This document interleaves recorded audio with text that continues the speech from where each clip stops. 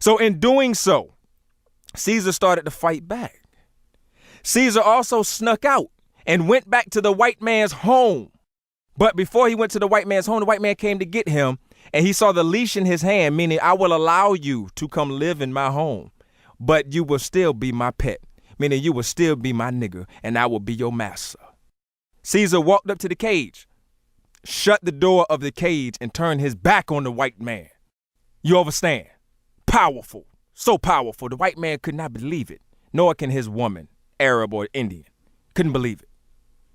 So then, I think that night Caesar snuck out and went into the home of the white man and saw the white man and the Indian Arab girl laying in the bed together, sleep with smiles on their faces, which means they are now coalescing with one another. They have now concocted an idea together, and Caesar was not included, meaning the black man was not included. This is why you are a slave to both the Arab and the white man, because it represents that they were sleeping together. They were together in all of it, and you were never included, except to be as a pet, a worker, or a slave. But Caesar went and he realized what the white man was hiding from him. See, Caesar he started to realize after the white man told him where he came from. See, the fact that his mother died represented the fact that during the Ma'afa, we were knocked in the head and we got amnesia from who we were, where we came from, the greatness we had established. We were the number one. We were the it. But during the Ma'afa, we forgot all of these things. We didn't forget. We never knew these things. But then we started to find out. We started to realize what we had lost. We came from the mother. We came from the original. We came from the first. We came from the best. And that is still in us, in our blood. We are born with it, and it does not go anywhere. So Caesar went into the refrigerator and he got the bottles of gin cis, the fumes. So he went back. Now, mind you, this is nighttime. He went back to his new home with all of his people that looked like him, the other apes, the other black man. And he opened them. He stabbed them open and rolled them down the hallways. What that represents is there has to be an awakening of those on the eastern lands and the western lands of us as a people.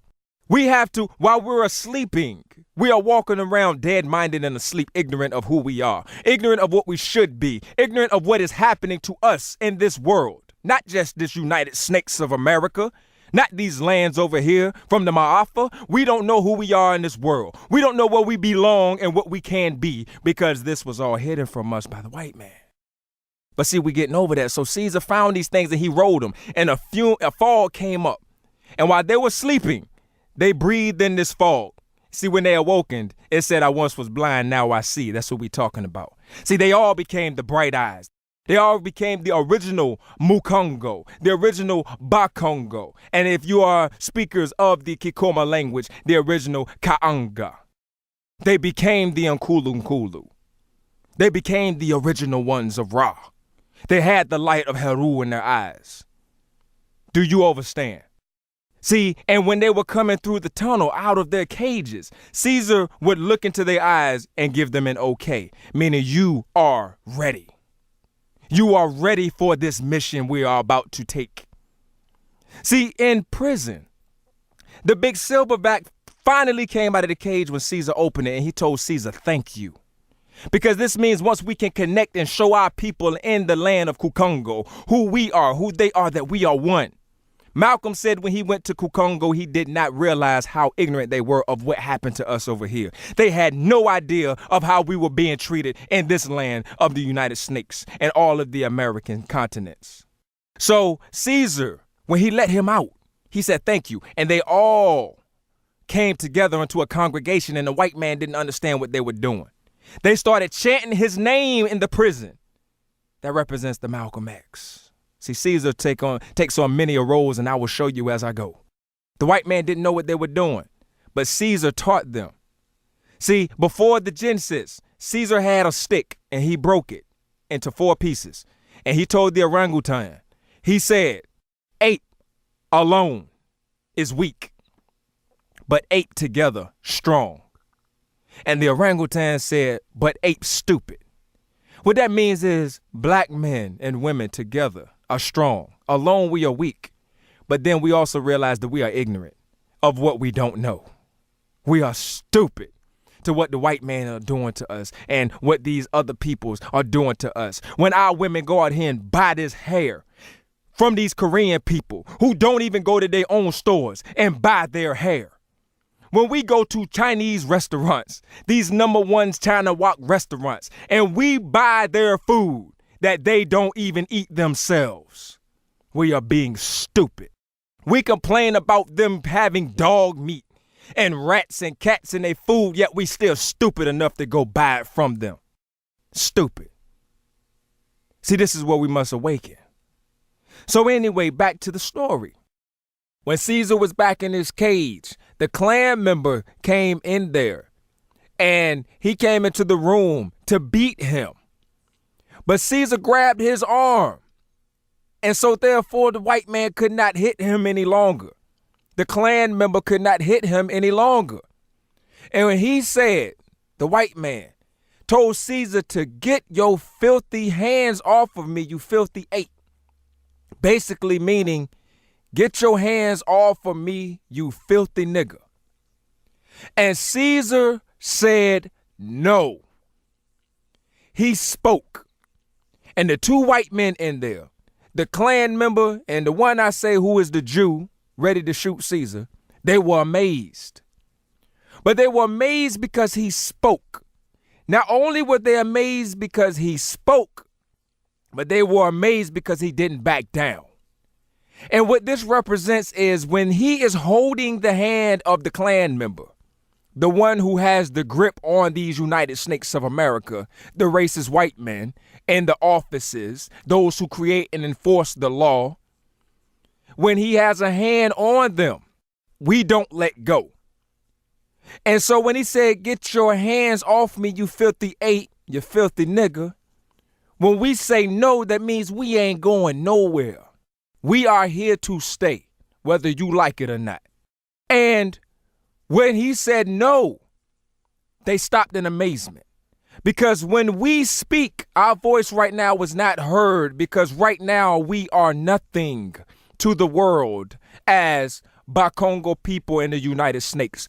Those of us who suffer from the ma'afa and the residual effects of it and all of the psychological effects of it. We live in a social engineering scheme that keeps our voice silent throughout the world. We contribute nothing to the advancement not only of the United Snakes, but any other place in the world.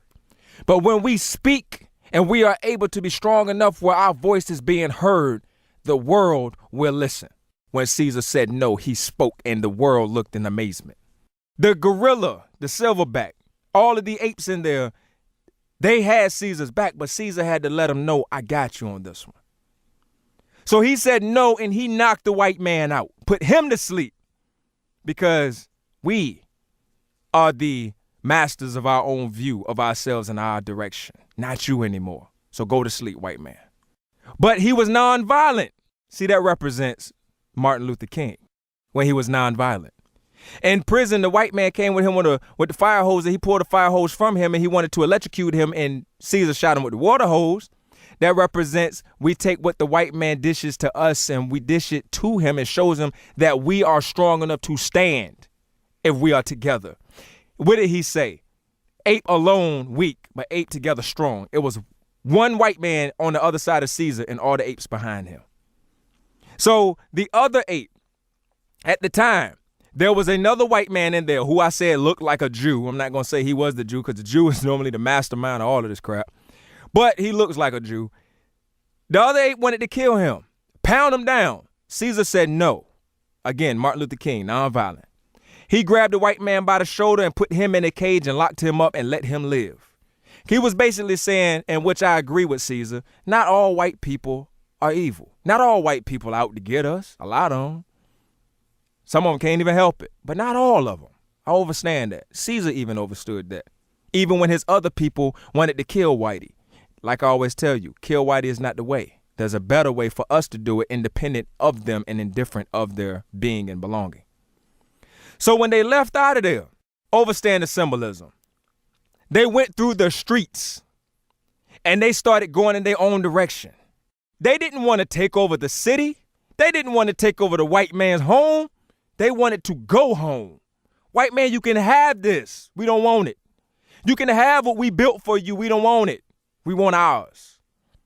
And it doesn't necessarily just mean Mu-Kongo. It just means we just want ours. You can have yours, even if we did the work to do it for you.